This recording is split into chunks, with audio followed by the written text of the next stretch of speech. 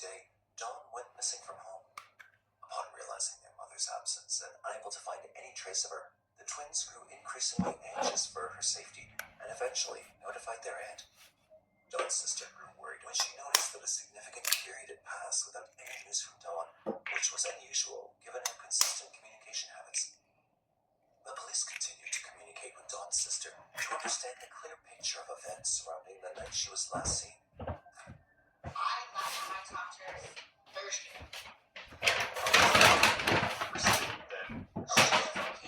She never made any threats of harming herself or... She's a strong woman. She's been through this a few times. So I know definitely she's a fighter. However, she knew about the last discussion with Dawn, who had sounded perfectly composed and didn't show any signs of stress. The investigator hit a dead end, as Dawn's last interaction before her disappearance didn't contain any clue as to what could have happened to her. Thus, the investigators conducted a rigorous search of the residence to find any possible leads. Despite their best efforts conducting a thorough search, officials couldn't find any definitive evidence. However, Dawn's room was in a state of serious disarray. The state of her bed was chaotic, and she carelessly left her purse, phone, and other items there as well. Moreover, it was notable that there was no evidence of forced entry. The cops knew something strange had occurred, leading to doubt. However, there wasn't sufficient evidence to establish foul play. The investigation was ongoing, and the authorities needed more information. The police suspected that Dawn's children might know something, given their presence with Dawn on the fatal night. In desperate need of clarity, investigators swiftly arranged an interview with the children, in the hope that their accounts would shed some light on the mysterious events that had occurred.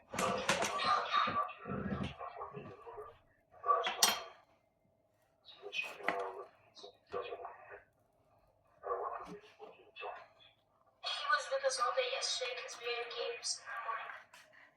And then came back and then he stayed here, yeah.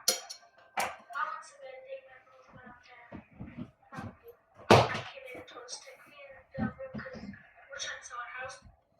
The two children provided crucial information about their father, Michael, had visited on April 16th and spent most of his time coaching them in basketball, while Dawn was preoccupied with her usual activities, not particularly impressed by Michael's presence. However, when investigators questioned Dawn's sister, she provided a contrasting view of Michael. This led to the revelation of another twist that was awaiting the investigators. I told my nephew that he didn't stay here last night because she felt uncomfortable him staying the night here, and that he left. But my nephew's here. The twins, they said he was here when they went to bed at 10:30. And then I talked to him. I just talked to him about him. I said, "Where's my sister? You're apparently the last person to have seen her." He's like, "Yeah, I was." I said, "Where is she?" And he's like, "I don't know." Just real firm about it. And I hung up on him. I said, "I don't want to talk to you." According to her, Michael claimed he had not spent the night at their residence, which contradicted the twins' statement. In the meantime, the investigators had already identified Michael as their prime suspect. However, just as the case started looking straightforward, Dawn's sister unexpectedly revealed a shocking twist that took the case in an unexpected direction.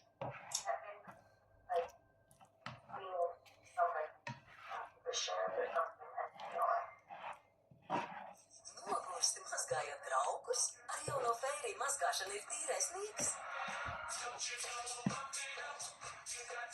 Biezās putnas šķiet taukus, neticami viegli. Pateicoties koncentrētajai formulai, nomazgās 2 reizes vairāk trauku nekā ierasts. Fairy palielina tīrīšanas jaudu.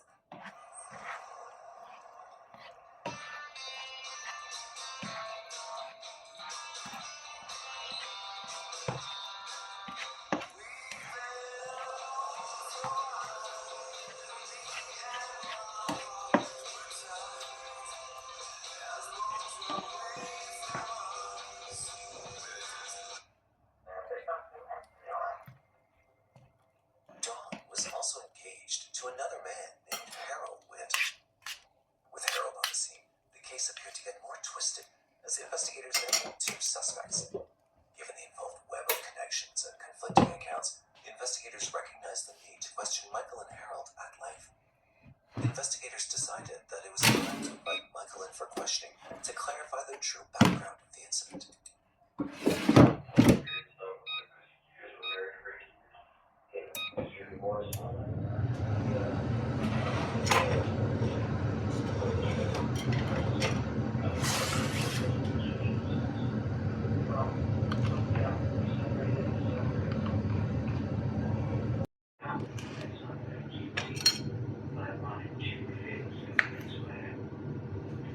As the interview began, investigators aimed to understand Michael and Dawn's relationship.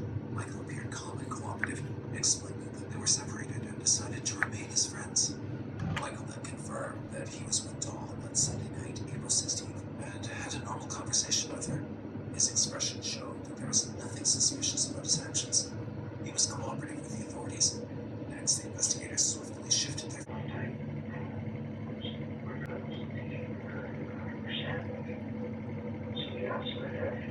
Michael affirmed that he had not spent the night there. Instead, he decided to walk away. They're asking, hey, are you okay? Your son's looking for you, give him a call. And so I kind of left it as that. The relationship between her and I is we kind of were dating, but not a serious type thing. I'm at that point in my life where that's not what I'm looking for. We hung out as friends and whatnot. But, I've always been upfront and honest about that. She understood with me. But describing Dawn as a person, to me, she seemed like she was pretty, set on starting her life over, independent. But she didn't appear sad. She laughed a lot. She was actually a real good person to be around. She was a great person to be around. Can't say nothing but positive about her. Par viņu tad kādam linkais ir atkal jauns. Viņu pielādējuši lietotni. Veikalos Maksimā zemākās cenas, kas svarīgs šīs nedēļas zemo cenu grozā. Kartupeļi 19 centi kilogramā. Cūgaļas lāpstiņa bez kaula un ādas 2,79 centi kilogramā. Cāļa fileja sulīgā. Rīgas miesnieks fasēta. Can't say nothing but positive about her. No leads materialized from Harold's testimony, and his alibi established that he was not the killer. Still, 5 hours had passed without any new leads. But the police were insistent. They turned their focus towards interviewing the neighbors, hoping to find some missed information.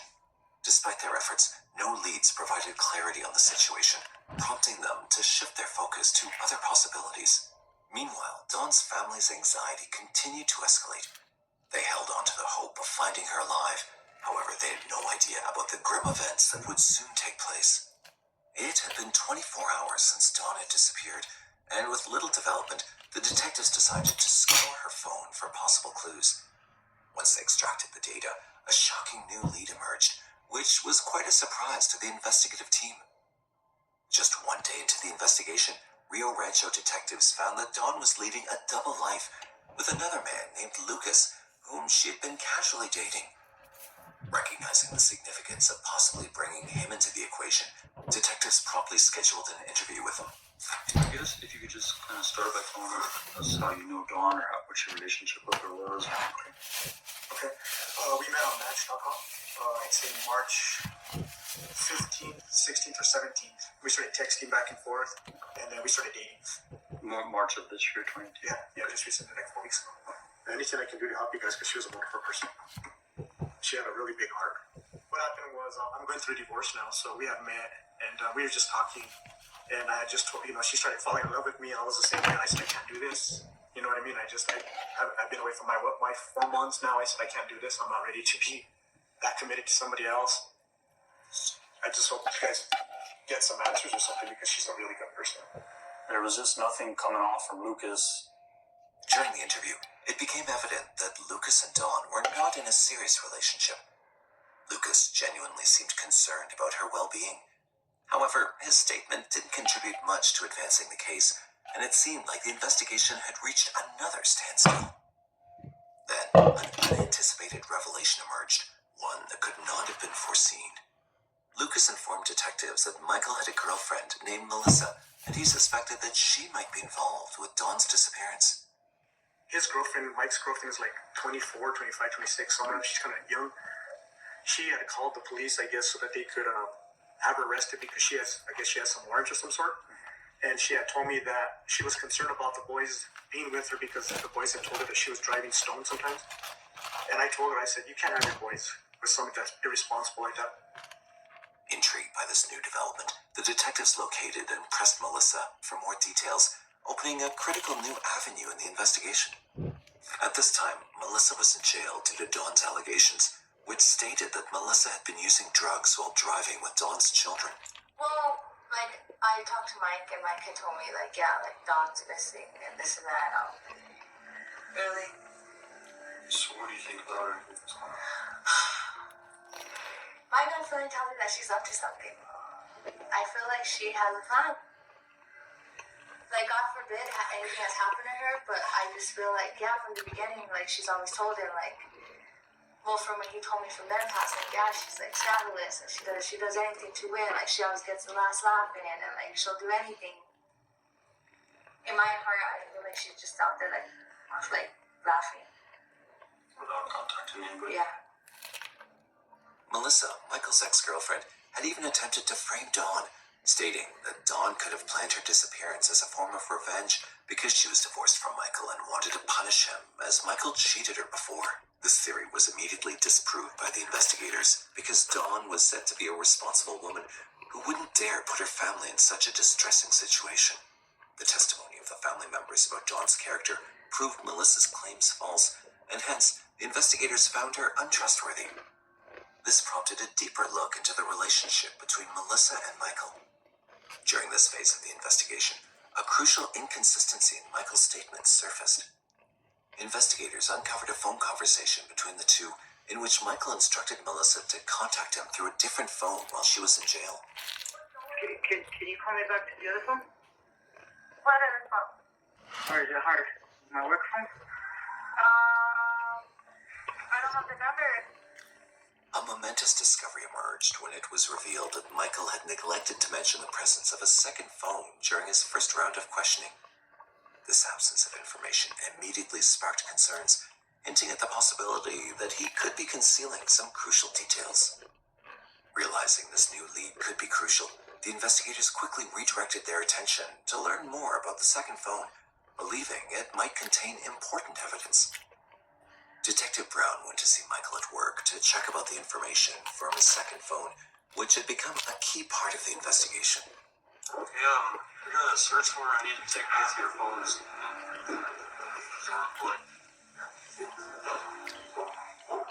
Okay. We're doing the same thing with it. After obtaining both of Michael's phones, the detectives immediately sent them for data extraction, hoping to uncover critical information. The results, however, were initially disappointing. Michael's work phone yielded no valuable evidence, presenting yet another dead end for the investigation. But a closer look at the